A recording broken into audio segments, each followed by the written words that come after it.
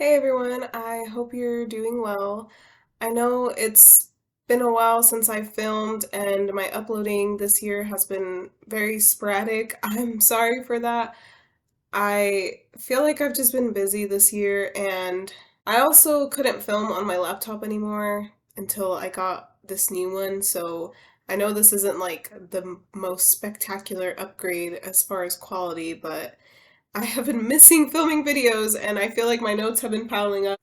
I'm also in a new location because I moved this year. I've also been dealing with really bad allergies this week, so if I sound weird, that's why. In this video, I really wanted to talk about Saturn transiting through the first house because I feel like I've collected enough information now um, about this transit. Like all of my videos, I am going to share some things because this was what I experienced when I had Saturn transiting through the first house. But I've also done research and reading on this transit, and other information that I've collected actually kind of goes hand in hand with what I've experienced and then what I've seen from other people's experiences. So hopefully this can be comprehensive enough for you to use some of this and apply it to your own experience. But with all transits, you really need to look at your relationship with that planet that's transiting through any sign or house in your chart, because how the planet is natally in your own chart is going to determine any experience that you're going to have with the planet in transit. So Saturn transiting through the first house, obviously it's going to first hit the ascendant point. So when it does, this is when it feels like crunch time. And we usually take action, like direct concrete action on some kind of change. Now, firstly, the thing with changes throughout this transit, throughout the entirety of this transit, is that they'll all tend to show up physically in some way. Even if we think that we're just changing internally, like within ourselves, other people will still notice differences in how we're coming across. But when it does hit the ascendant, this is when we feel the most pressure to start something new that allows us to create a new version of ourselves. So in the beginning, this can actually create anxiety for some people because the ascendant point is the direct output of our energy, and Saturn comes in and closes in on it. That direct output of energy has pressure applied to it. And to understand that closing in like shell of Saturn, you can watch my video on Saturn transits in general. And in that video I explain what Saturn does when he transits any kind of planet or point. That same pressure in that shell applies here to the ascendant. So we can even feel, because the ascendant is our physicality, we can even feel more physically tense, especially when it hits the ascendant. As it's moving through the first house, the length of this transit is obviously going to depend on the house system that you use. Like if you use the Placidus house system and your first house is very large, then this transit is obviously going to take longer. So as it moves throughout the first, we can become more introverted and less prone to make our presence known in major ways. In general, we tend to turn inwards and restructure how it is that we want to come across to others initially. This is what we're thinking about and reflecting on more throughout the transit. And it's why people can kind of become more withdrawn throughout this period, and why they're less relaxed about their persona. Like they come off more rigid because they're going through that internal process of trying to figure out, how am I going to come across to people now? How do I want to come across to other people? Because during this time, we tend to take ourselves more seriously. That's like the main theme. It's a major maturing period. This is where that anxiety comes in because we tend to be more hard on ourselves in how we come across. So if we mess up or come off as like immature in any kind of way, or just, how we perceive ourselves, is if we perceive ourselves as coming off as immature, we tend to really beat ourselves up on those mistakes that we make throughout this transit. Saturn also restructures the physical body in general as it goes through the first house. A lot of people tend to slim down during this transit. I think that's actually one of the good things about this transit is it's actually a good time to become more disciplined about eating healthy, exercising, or just taking better care of yourself in general because the pressure from Saturn can also create more stress on our body, so that's why it's actually a good time to pay attention to your physical health and well-being. So a lot of people can experience issues with chronic pain, skin issues like acne or dry skin, issues with your teeth, um, sicknesses in general, like we can have more illnesses that we experience or issues with our posture or sleep issues.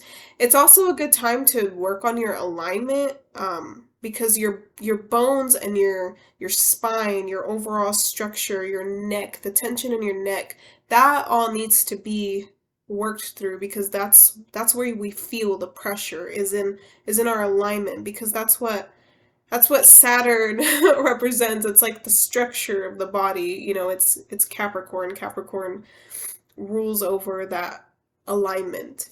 So it's a good idea to, consider that if you're feeling any kind of like physical pain, it's a good time to address those needs. And a lot of people can also try new things with their appearance. Some people can get more tattoos or piercings or can change their hairstyle or their general appearance, with how they dress. They can tend to adopt a style that reflects how they want to come across now, the changes that they're making, whether or not that's going to be the Saturn approach and coming across more mature. Some people can take that route, or other people can explore, just anything, any different style that reflects how they want to portray themselves. Throughout the transit, we're also learning independence. I like to think of this transit as like a singlehood transit. Even if you're not single, that's kind of going to be the overall theme is how can you take care of yourself physically? So you're learning self-sufficiency. You're learning to trust your own initiatives and allowing yourself to level up and accept more responsibility. And with that responsibility is a knowing that you can actually handle more, especially physically in terms of your energy levels. So listening to your body and being okay with independence and that responsibility, and also being okay with being alone because the focus is on you at this time. So in that way, that independence and that working solely on yourself, it also kind of puts this emphasis on restructuring your masculinity because the first house is ruled by Aries and Mars. So the first house is all about straightforward action. It's where we act without thinking. It's where we just appear as we are. There's not a lot of thought put into the first house. So that impulse and that instinct is what is being refined in general. So our masculine traits are being restructured and strengthened. These are all traits having to deal with our ambition, our leadership qualities, our ability to lead ourselves, our assertiveness. Those are the traits that are being refined. With all of these different elements of this transit, in general, what Saturn transiting through the first house does is it matures your outlook overall. Because the ascendant is our initial view of the world. It's the lens that we see everything through. So that outlook, that lens, that view is what's maturing. Transits in general tend to be difficult in the beginning, and then they get easier as we, move through the transit and develop through the transit. So in the beginning, we do tend to think more pessimistically, and then, that kind of evolves to be just this more grounded approach or outlook to life. Throughout the transit, we do become more narrow in our scope because Saturn puts an emphasis on practicality and achievement and long-term success into everything that we do, into our outlook. So everything that doesn't support this outlook becomes way less important because we're more concerned with longevity. The outlook becomes more future oriented in that sense. So we let go of things that don't serve future goals, basically. Like all of those changes can happen physically, but it's also just in our outlook. We don't focus so much on things that don't support us and who we're trying to become and how we're trying to now initiate ourselves in the world. So we become very self-focused. So we can let go of things like physical habits, if they're not supporting the the health that we're trying to achieve. We can even let go of relationships that aren't supporting um, how we're trying to orient ourselves that throughout this transit, in a way that's going to support us over the long term. That maturing in our outlook is basically trying to